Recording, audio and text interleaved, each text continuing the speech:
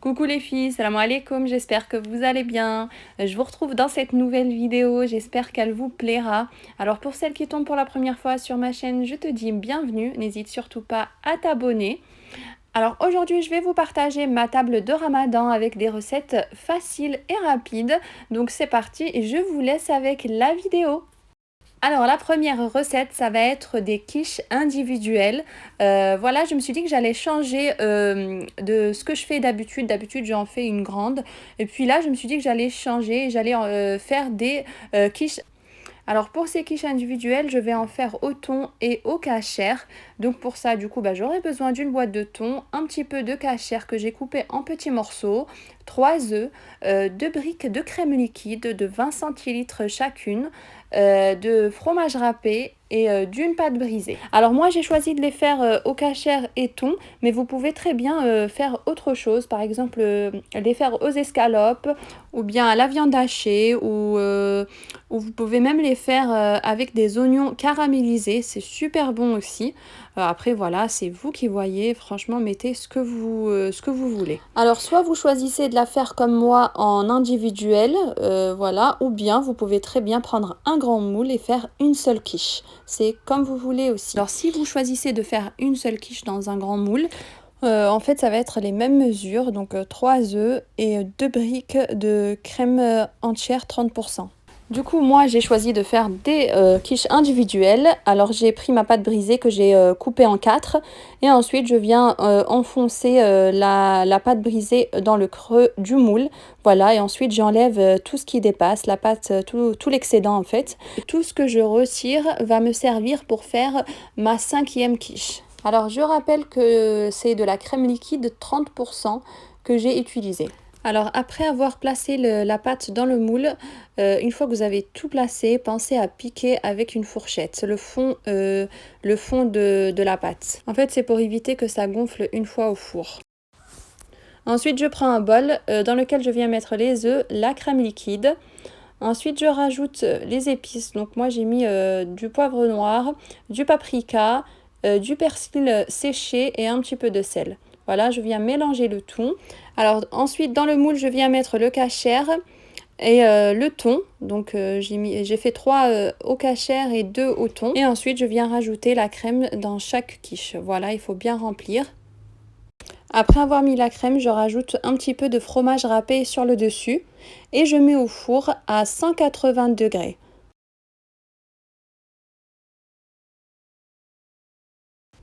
Et voilà mes quiches à la sortie du four. Regardez-moi ça, elles sont magnifiques ces quiches.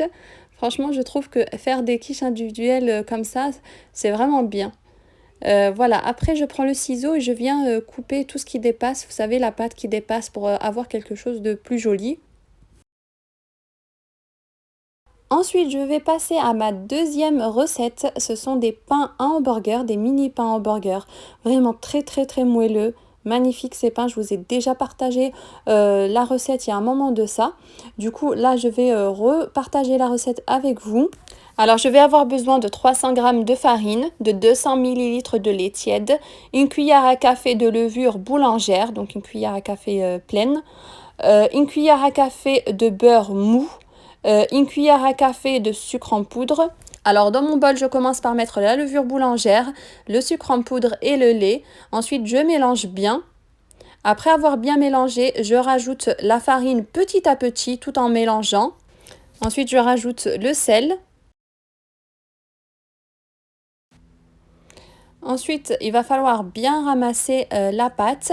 Donc une fois que j'ai ramassé la pâte, je rajoute le beurre.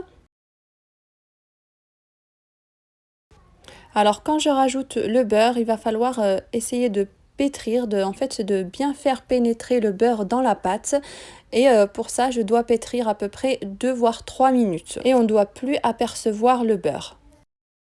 Et vous allez voir, on va obtenir une pâte qui est très très souple. Vraiment, c'est une très belle pâte. Alors comme je vous l'ai dit au début, le beurre, il doit être mou. Alors pensez à le sortir à l'avance du frigo. Et voilà, après avoir bien pétri ma pâte, on obtient une pâte qui est très très très souple. Voilà, maintenant je vais la laisser poser à peu près 30 minutes. Je vais la recouvrir. Voilà, et je laisse poser 30 minutes. Et voilà, après l'avoir laissé poser, donc moi j'ai dû la laisser poser à peu près 40 minutes parce que j'étais occupée à faire autre chose, donc j'ai laissé un peu plus que 30 minutes. Mais bon, c'est pas grave. Donc là, je la dégaze et je viens former des petites boules donc pour les mini hamburgers. Alors pour pouvoir avoir des hamburgers tous réguliers de la même taille, ce que je vais faire, c'est que je vais les peser. Et chaque boule fera 30 grammes. Je trouve que c'est vraiment la bonne taille. Après avoir formé mes petites boules, je les dispose sur une plaque. Je les recouvre d'une serviette et je laisse poser 10 minutes. Après 10 minutes de pause, je prends un jaune d'œuf et je viens en mettre au pinceau sur chaque boule. Voilà, et là j'avais préparé des graines de sésame, des graines de pavot et des graines de nigel pour pouvoir mettre sur le dessus. Et il y avait aussi de l'avoine que j'avais préparé. Voilà, après si vous en avez pas, c'est pas grave. Ensuite, je mets au four à 180 voire 200 degrés.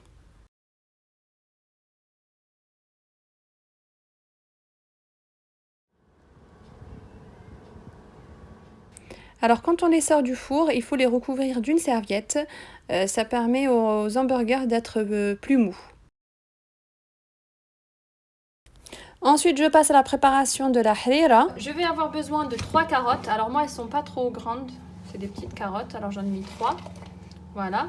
Ensuite, j'aurai besoin d'un oignon, une pomme de terre, des pois chiches, voilà, et de la viande. Donc un petit peu de viande.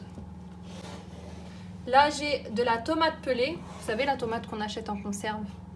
Voilà, de la tomate pelée. Une cuillère à soupe de concentré de tomate. Et 2 cuillères à soupe à peu près de lentilles. J'aurai besoin aussi de la coriandre. Donc moi, c'est de la coriandre que j'avais mis au congélateur, que je viens de sortir.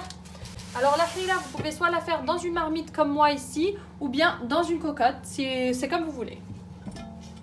Allez, c'est parti. Alors la harira, elle est vraiment très très facile à faire et rapide en plus. C'est ça qui est bien avec la harira. Alors là, on va tout mettre en même temps. La harira, c'est comme ça. On met tout en même temps. Voilà. Là, je mets la cuillère à soupe de concentré de tomate.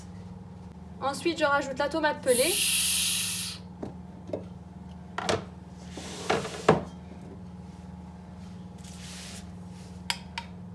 Moi, je vais en mettre 2 comme ça. Voilà, plus un petit peu de jus. Ensuite, je rajoute la coriandre.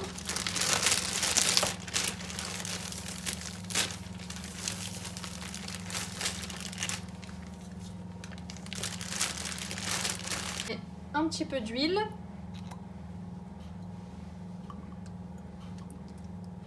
Voilà, à peu près 2 cuillères à soupe. Et je mets sur le gaz pour ajouter les épices ensuite. Donc là, je vais juste couper l'oignon en 2. Alors c'est vrai, il n'y a pas besoin de couper quoi que ce soit ensuite parce que tout va être mixé. Alors concernant les épices, je vais mettre du carvi, du gingembre, poivron noir, sel, ras el hanout, paprika et du curcuma. Ensuite, je mets à peu près une cuillère à café de chaque. Et c'est vrai que plus vous allez mettre d'épices, plus elle sera bonne la harira. Et là, ensuite, je vais rajouter 2 litres d'eau. Voilà, après avoir ajouté l'eau, je remets le couvercle, je mets à feu moyen et je laisse cuire pendant 30 minutes. Après, je passe à la préparation de mon dessert. Donc, c'est un dessert que je fais pour la première fois. Alors, c'est le fameux dessert qu'on voit un peu partout en ce moment. Voilà, je me suis dit qu'il fallait absolument que je le teste. Alors, visuellement, il donne vraiment très envie, franchement. Et voilà, je me suis dit, allez, il faut que je le teste. On va voir ça. Est-ce qu'il est vraiment bon ? Du coup, pour la préparation de ce dessert, je vais avoir besoin de flan tout d'abord. J'ai eu besoin ici de 2 sachets de flan pour 1 litre de lait. Alors, vous commencez par mettre le litre de lait à bouillir. Une fois que ça a bouilli, vous éteignez le gaz et vous rajoutez les 2 sachets de flan. Après avoir ajouté les 2 sachets de flan, vous mélangez bien et du coup, le flan est prêt. Ensuite, là, on passe aux fruits. Donc, pour les fruits, concernant les fruits, j'ai utilisé de la fraise, de la banane, de la mangue et du kiwi. Donc, j'ai coupé tout ça en petits morceaux. Alors, concernant le kiwi, j'en ai mis qu'un parce que c'est assez amer. Et concernant la mangue, voilà, il faut pas qu'elle soit trop dure. Sinon, après, à la découpe, ça va être difficile. Après, j'ai rajouté des biscuits coupés en morceaux. Comme vous pouvez le voir. Alors, soit vous mettez le flan et ensuite vous rajoutez les biscuits, ou bien vous faites là comme moi. Franchement, c'est pareil. Alors, après avoir mis le flan, je vais le laisser refroidir. Une fois que c'est froid, je le mets au frigo pendant à peu près 3 voire 4 heures. Alors moi j'ai pris un moule en silicone, mais vous pouvez prendre un autre moule. C'est pas obligé que ça soit en silicone. Mais du coup, vu que c'est en silicone, j'ai mis une assiette en dessous pour pouvoir le mettre ensuite au frigo. Voilà, donc si vous avez un moule comme ça en silicone, pensez bien à mettre quelque chose en dessous. Après, bah, du coup, il me restait quelques fruits et du flan. Ce que j'ai fait, c'est que j'ai pris des petits verres comme ça et j'ai mis des fruits, j'ai mis le reste de flan. Ensuite, je passe à la préparation de ma salade de pommes de terre. Alors, pour ça, je vais avoir besoin du coup de pommes de terre. Alors, soit vous les faites bouillir dans de l'eau ou bien vous faites ce que je fais moi. C'est une petite astuce que j'aime beaucoup. C'est en fait, vous coupez les pommes de terre en morceaux. Vous mettez ça dans un sachet. Vous piquez le sachet, vous mettez au micro-ondes pendant à peu près 7-8 minutes. Ça dépend de la puissance de votre micro-ondes. Voilà, et du coup, ils sont prêts vraiment en quelques minutes, les pommes de terre. Alors je sais que le plastique au micro-ondes, c'est pas bon, mais c'est pas quelque chose que je fais tous les jours, hein. C'est vraiment très rare et des fois quand on est pressé, ça peut nous faire gagner du temps. Voilà, ensuite là j'ai coupé des concombres en petits morceaux. Après je rajoute les pommes de terre par-dessus. Et là ensuite je rajoute une voire 2 cuillères de fromage blanc. Alors soit vous choisissez de mettre du fromage blanc ou bien vous pouvez très bien mettre de la mayonnaise. Moi j'ai préféré mettre du fromage blanc et non la mayo. Après je rajoute de l'huile d'olive, un petit peu d'huile et vous pouvez même mettre du vinaigre aussi. Ensuite je viens mettre un petit peu de sel, un petit peu de ciboulette et quelques tranches d'oignon. Ensuite, je mélange le tout et voilà, ma salade est prête. Alors, vous pouvez même rajouter du thon si vous avez ou bien même des œufs durs. Alors ensuite, pour la présentation, j'ai voulu présenter ça dans ces petites marmites. Voilà, j'ai trouvé que ça rendait bien. Ensuite, j'ai rajouté un petit peu de maïs. Alors le maïs, je le mets pas directement, je l'ai pas mis directement dans le saladier parce qu'il y a un de mes garçons qui n'aime pas le maïs. C'est pour ça que je le rajoute qu'après. Et je rajoute une tomate cerise. Et voilà, du coup, ma salade est prête. Voilà, franchement, je trouve que ça rend super bien comme ça. Ensuite, je passe à la préparation des hamburgers. Donc, j'avais préparé de la viande hachée. Voilà, et là, il y a de la salade et le fromage, ainsi que la sauce. Donc, moi, ici, j'avais de l'algérienne et du ketchup. Voilà, j'ai pas mis de mayo.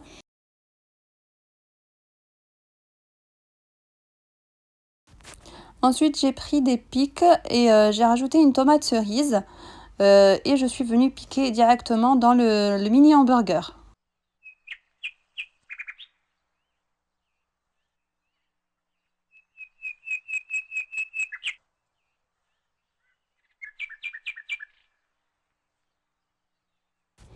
Ensuite, je suis passée à la préparation de tacos. Alors les tacos, je ne vais pas les faire comme d'habitude. Mes enfants m'ont demandé de leur faire en forme de triangle. En tout cas, j'ai trouvé que la forme était pas mal et que ça change du coup des tacos qu'on a l'habitude de faire.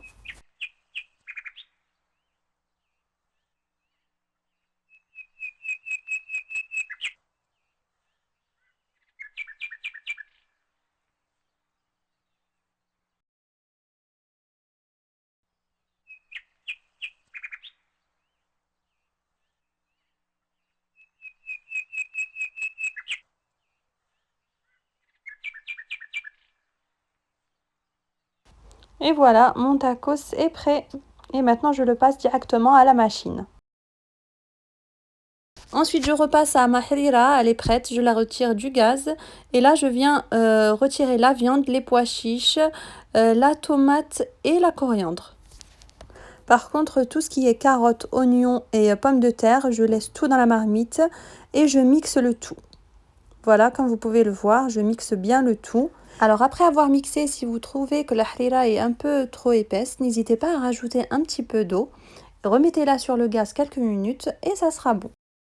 Par contre, si c'est le contraire, si vous trouvez que la harira est un peu légère, ce que vous pouvez faire, c'est que vous prenez une cuillère, voire 2 cuillères à soupe de farine, maximum, pas plus. Vous mettez ça dans un bol, vous rajoutez un petit peu de la harira dans le bol sur la farine. Vous mélangez un petit peu, voilà, vous mélangez, il ne faut pas qu'il y ait de grumeaux. Après avoir mélangé, vous reversez ce bol dans la harira, vous mettez ça sur le gaz. Vous remuez pendant quelques minutes et vous allez voir que la harira va s'épaissir.